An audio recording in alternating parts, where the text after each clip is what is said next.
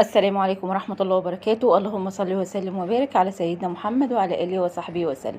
ازيكم يا حبايبي؟ عاملين ايه؟ يا رب تكونوا بخير.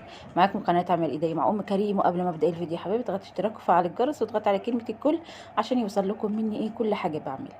تعالوا النهارده بقى هنعمل الحواوشي على طريقتي، طريقة سهلة جدا ومبسطة جدا. تعالوا معايا كده نص كيلو من اللحمة، ومعايا ايه النسبة كده ايه قليلة كده من الدهن. خلاص يبقى لازم الحواوشي يبقى في النسبة كده ايه من الدهن. خلاص. ومعايا بصلتين كبار في حدود كده نص كيلو. يعني لو عملتي نص كيلو لحمه حطي عليهم نص كيلو بصل. خلاص يبقى دول بصلتين كبار كده في حدود نص كيلو. ومعايا بقى ايه فلفل حامي مع فلفل رومي، ده حسب ايه رغبتك انت يعني في الفلفل. انا حطيت الاتنين، حطيت رومي مع حامي عشان ايه لازم الحوشي يبقى ايه حراق كده وسباسي يبقى حلو يعني. طبعا ايه هنفرم اللحمه والبصل والفلفل في الكبه، ونرجع تاني هنشوف هنعملها ازاي مع بعض. تعالوا كده ايه بعد ما فرمنا اللحمه، شايفين فرمتها طبعا في الكبه، فرمنا كده البصل وفرمنا ايه الفلفل اهو كده بالشكل ده. طبعا ايه هنزل بالمكونات دي كلها، هنزل كده باللحمه. طبعا الفرم بتاع الكبه غير الفرم اللي احنا ايه بنشتريه جاهز من بره. فرم الكبه ده بيبقى حلو ويبقى ناعم ويبقى جميل يعني. هنزل كده بكميه البصل اللي احنا ايه فرمناها كده، وهنزل بكميه الفلفل دي كلها. طبعا عامة الحواوشي بيحب البصل والفلفل. كتري كده البصل، يعني انا قلت لك يعني نص كيلو لحمه عليه بنص كيلو بصل. وهاجي بقى نحط التوابل، هحط معلقه كبيره كده مليانه من توابل الحواوشي. خلاص توابل الحواوشي دي بنشتريها من عند العطار. بيديكي بخمسة بعشرة براحتك انت. وحطيت كده ايه توم باودر، وعشان انا محطيتش توم فريش كده في الايه في الخلطة بتاعتنا. وحطيت كزبرة ناشفة وحط فلفل اسود. هي دي التوابل اللي انا ايه احطها للحواوشي بتاعي. واحط طبعا الملح ده حسب الكمية اللي انت هتعمليها. مش هقولك بقى نص معلقة او معلقة، لا، ده حسب الكمية اللي انت هتعمليها، بس على قد ما تقدري ما تكتريش ملح قوي عشان التوابل الحواوشي بيبقى فيها ملح عامة يعني، بتبقى حقيقة كده ويبقى فيها ملح. فايه على قد ما تقدري ما تكتريش ملح الاول عشان ايه لما تعملي الخلطة دي وتشوفي يعني. طبعا اهم حاجه الحواوشي لازم تدمجي البصل والفلفل واللحمه دي كويس جدا في بعضها، عشان طبعا اللحمه تتشرب كده من البصل والفلفل والتوابل وكل حاجه يعني. اهم حاجه بصوا يعني لو انت حابه يعني تعملي بايدك اعملي. انا ايه بالمعلقه الكبيره ديت وايه وبدعك كده اللحمه في البصل في الفلفل في كل حاجه. عندك بقى شطه حمراء او فلفل احمر حطي. طبعا انا هحط لها دلوقتي ايه حاجة كده هتخليها ايه تبقى حلوة معانا وتبقى جميلة يعني. اهو ادمجي بقى اللحمة في البصل في الفلفل في التوابل. اهم حاجة تدعكيها كويس كده عشان التوابل ايه تعمل في اللحمة والبصل وكل حاجة. شايفين الخليط بتاعي جميل جدا وريحة التوابل جميلة جدا. تعالوا بقى ايه هنحط بقى ايه بدال الفلفل الاحمر. جبت طماطمايه كبيرة وشيلت المية بتاعتها، يعني تشيلي القلب بتاعها كده المية اللي جوه، وناخد اللحمة بتاع الايه الطماطم كده ونقطعه حتت صغيرة ونحط كده على الحواوشي. الطماطم دي بتدي طعم حلو جدا للحواوشي عامه. خلاص حابه ما تحطيش براحتك انت يعني، براحتك. الطماطم دي اختياري يعني. انا بحب كده لما بعمل الحواوشي بحب كده اقطع عليه طماطمايه كده قطع صغيره بس نشيل الميه بتاعتها. خلاص هي كده الحواوشي بتاعنا جاهز. نحط بقى في التلاجة. وتعالوا بقى ايه نعمل العجينه بتاعتنا اللي احنا ايه هنحط بقى فيها الحواوشي بتاعنا. خلاص معايا كده كيلو من الدقيق، الدقيق اللي احنا بنستخدمه على طول يعني. خلاص احط كده على كيلو الدقيق احط كده معلقه من السكر او معلقه ونص. واحط كده ايه نص معلقه من الملح. خلاص يبقى معلقه ونص كده من السكر ونص معلقه من الملح. واحط معلقه كبيره كده من الخميره الفوريه. هي دي المكونات بتاعتي بتاعت العجينه اللي انا ايه هعملها. واحط كده ربع كوبايه من الزيت. حابه تحطي سمنه براحتك، خلاص الزيت او السمنه هينفعوا معاكي. انا حطيت زيت كده وهبتدي بقى ايه انزل بالميه بالتدريج، ميه عاديه خالص من الحنفيه. وهبتدي بقى اقلب الخميره والملح والسكر كده والزيت في قلب الدقيق. وهبتدي بقى ايه اعجن كده بالشكل ده. انزلي بالتدريج حبه بحبه كده بالميه عشان ايه العجينه ما تطرش منك على الاخر يعني. اهو كده بالشكل ده وابتدي اعجني اهو.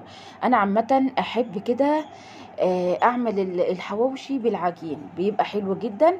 وعامة بيبقى له طعم غير العيش المصري اللي احنا ايه بنشتريه يعني وبنعمله فيه. لا انا بحب كده اعمل الحواوشي في الفطيرة يعني، بيبقى طعمه حلو جدا ويبقى حلو كده وحجمه حلو يعني. تعالوا كده بعد ما عجنت العجينة هسويها كده بحبة من الزيت، واسيبها بقى ترتاح معايا كده لما تخمر ونشوف هنعمل ايه تاني. تعالوا كده بعد ما الخميرة اختمرت معايا ما شاء الله عليها، ودي لحمة الحواوشي طبعا ايه سبتها كده حبة كده في التلاجة. وهنبتدي بقى نشكل معايا. طبعا الصواني دهنها سمنة، ادهني الصواني سمنة عشان تديكي بقى ايه النتيجة حلوة كده ويبقى حلو معاكي. تعالوا بقى هاتوا الصينية على الرخام عندك لو نظيفة يعني، اي حاجة براحتك، وهندينا كده حبة بسيطة كده من الزيت، وهنبتدي بقى ايه نشكل عليها الحواوشي بتاعنا. خلاص دي طريقتي انا في الحواوشي. عامة هي عامة طرق كتيرة، بس دي طريقتي يعني في الحواوشي. فردت كده حتة من العجينة، واجيب كده ايه حبة لحمة كده من الحواوشي، وهبتدي بقى ايه افرد كده بقى على العجينة كده بالشكل اللي انتوا شايفينه. وهبتدي بقى ايه الم العجينة بالطريقة دي. شايفين اهو، ابتدي بقى ايه لم العجينة كده اهو بالشكل ده، وهنبتدي نقفلها كويس جدا وهنضغط عليها كده، وهيبقى زي ايه رغيف الحواوشي بالظبط اللي انتوا شايفينه دوت اهو كده بالطريقة دي. ده طبعا انا متعودة عليه على طول، بعمله كده على طول الحواوشي.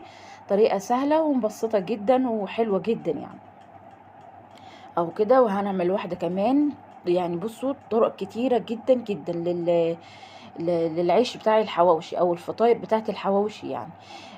في ناس بتفرد حته من العجينه وتروح بقى فرد عليها اللحمه، وتعمل ايه وتفرد حته كده من العجينه تاني وتغطي بيها اللحمه. عادي براحتك انتي خالص يعني. انا بحب الطريقه دي، بحط اللحمه كده وبقفل الم العجينه واقفل عليها. طريقه سهله وتعمل معاكي كميه كتيره، سواء من العجين او من اللحمه، او يعني او من سندوتشات اللحم يعني، او فطار اللحم يعني. اهو كده شايفين جميل جدا وحلو جدا وسهل جدا اهو كده. وهنعمل واحده كمان.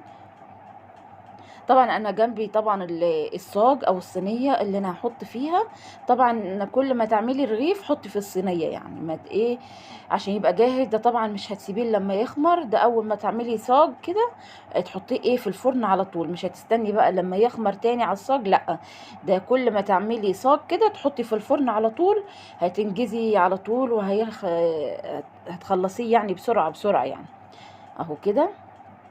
تعالوا بصوا شايفين الجمال. هي دي السندوتشات الحواوشي او ارغفة الحواوشي اللي انا ايه متعودة عليها.